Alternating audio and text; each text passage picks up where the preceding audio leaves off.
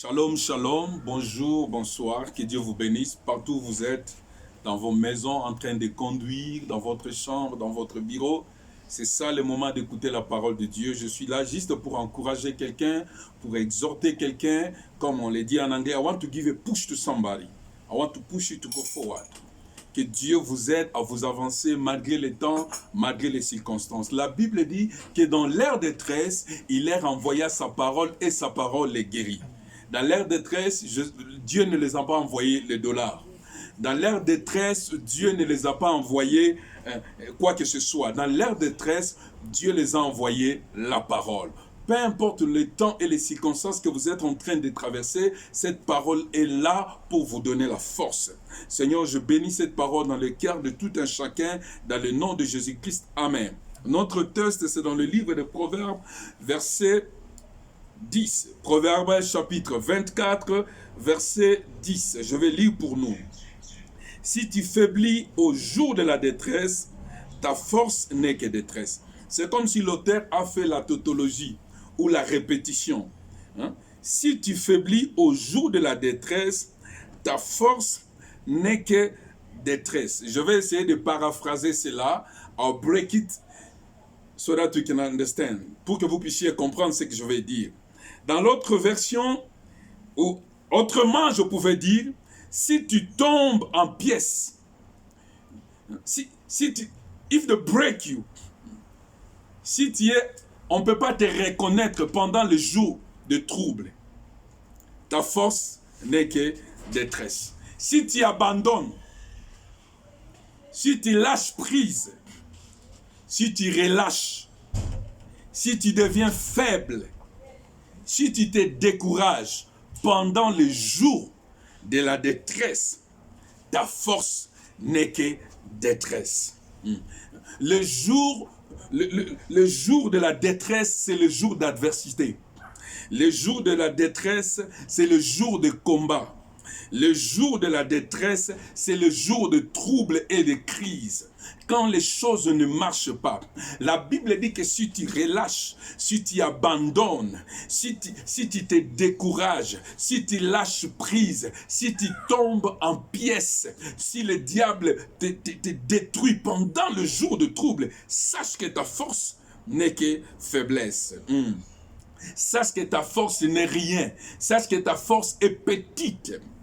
C'est ça ce que la Bible voulait nous dire. Autrement, les temps de trouble, les temps d'adversité, les temps de crise sont les thermomètres que Dieu serve pour déterminer notre foi.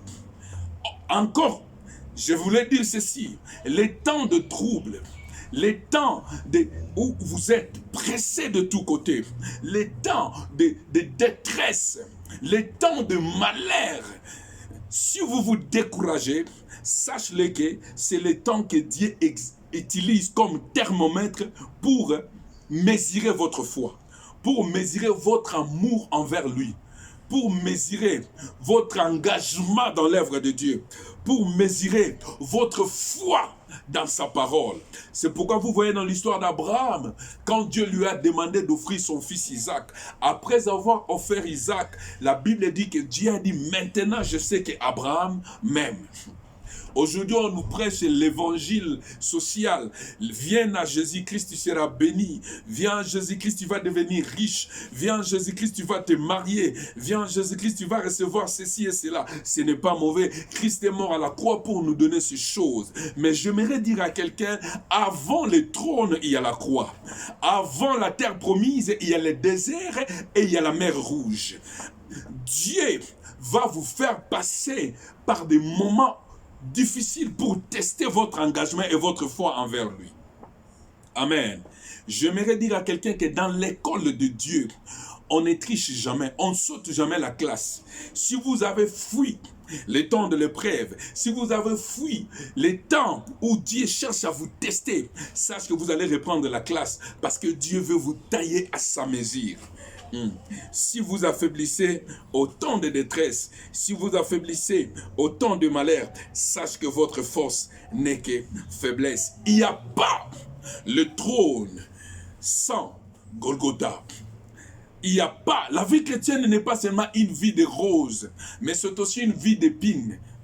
Vous devez traverser des temps où Dieu va vous tailler pour que vous soyez à son image. Donc ne vous découragez pas, n'abandonnez pas la foi, ne lâchez pas prise, malgré ce que vous traversez comme votre temps. Cela ne veut pas dire que Dieu vous a abandonné. Mais il faut se poser une question. Qu'est-ce qu'il faut faire quand vous traversez le temps de crise? Comment se comporter pendant les temps difficiles? Dans Josué 1, à partir du verset 1 jusqu'au verset 26, 1 jusqu'à 6, Dieu dit, la Bible dit, après la mort de mon serviteur Moïse, l'Éternel Dieu parla à Josué, le serviteur de Moïse. Il dit, Moïse, mon serviteur est mort, lève-toi maintenant. Amen. Pendant les temps de crise, la première chose à faire, c'est de se lever. Pendant les temps de trouble, la première chose à faire, c'est de se lever. J'aimerais dire à quelqu'un que la vie chrétienne n'est pas une vie pleurnichante où vous pleurez à tout bout de champ. La vie chrétienne, c'est la vie des gens qui sont préparés avec la pensée de tenir bon malgré le vent et la tempête. Dieu a dit à Josué, lève-toi. Dieu aimerait dire à quelqu'un ce matin, ce soir, cela dépend de l'heure à laquelle vous me suivez, lève-toi. Vous avez assez pleuré, vous avez assez lamenté, vous avez assez murmuré. Il est temps que vous puissiez vous lever, car Dieu a placé cette situation pour mesurer votre foi et votre engagement envers lui. Lève-toi, Dieu a dit à Josué. Josué, lève-toi. Peut-être Josué est en train de pleurer. Josué a vu comment est-ce que Moïse a été menacé d'être lapidé par le peuple d'Israël. Josué restait à côté de Moïse. Il connaissait les comportements des enfants d'Israël. Il pouvait dire à Dieu, Seigneur, donne-moi encore le temps de me préparer. Je ne suis pas encore assez fort parce que je suis en train de pleurer mon leader. Mais Dieu a dit, Josué, lève-toi et conduis mon peuple. Amen. J'aimerais dire à quelqu'un, vous avez assez assis, vous avez assez pleuré, vous avez assez lamenté. Il est temps que vous puissiez vous lever. C'est vrai, cet homme-là vous a laissé. Il est temps que vous puissiez vous lever. C'est vrai, cette femme-là vous a abandonné. Il est temps que vous puissiez vous lever. C'est vrai, ce business-là ne marche pas. Il est temps que vous puissiez vous lever. C'est vrai, votre ministère tourne en rond. Il est temps que vous puissiez vous lever. La deuxième chose à faire quand les choses ne marchent pas, c'est de se fortifier et de prendre courage. Dieu a dit à Josué, fortifie-toi et prends courage. Amen. Écoute, Dieu n'a pas dit à Josué, je vais te fortifier. Dieu n'a pas dit à Josué, je vais te donner le courage. Josué, toi-même fortifie-toi. Vous savez, dans la vie, il y a des temps quand personne n'est pas là pour t'encourager. Encourage-toi toi-même. Dans la vie, il y a des temps, quand personne n'est pas là pour te fortifier, fortifie-toi toi-même. Ne t'attends pas à ce que les autres te donnent le mouchoir pour pleurer sur de larmes. Mais il est temps que tu te lèves, que tu te fortifies et que tu t'encourages toi-même et que tu te lèves pour aller de l'avant. Mais d'où est-ce que Josué devait tirer son encouragement? Josué devait tirer son encouragement dans la parole de Dieu. Parce que Dieu lui a dit, je serai avec toi, je ne t'abandonnerai pas. J'aimerais dire à quelqu'un, si vous êtes malade, tire votre encouragement dans la parole de Dieu qui dit, dans le maîtrisure de Jésus-Christ, nous sommes guéris. Si vous êtes pauvre, tire votre encouragement dans la parole de Dieu qui dit, il se fait pauvre afin que nous soyons riches. J'aimerais m'arrêter là pour ce jour. Que Dieu vous bénisse, que cette parole reste gravée dans vos cœurs, dans le nom de Jésus-Christ, j'ai prié. Amen.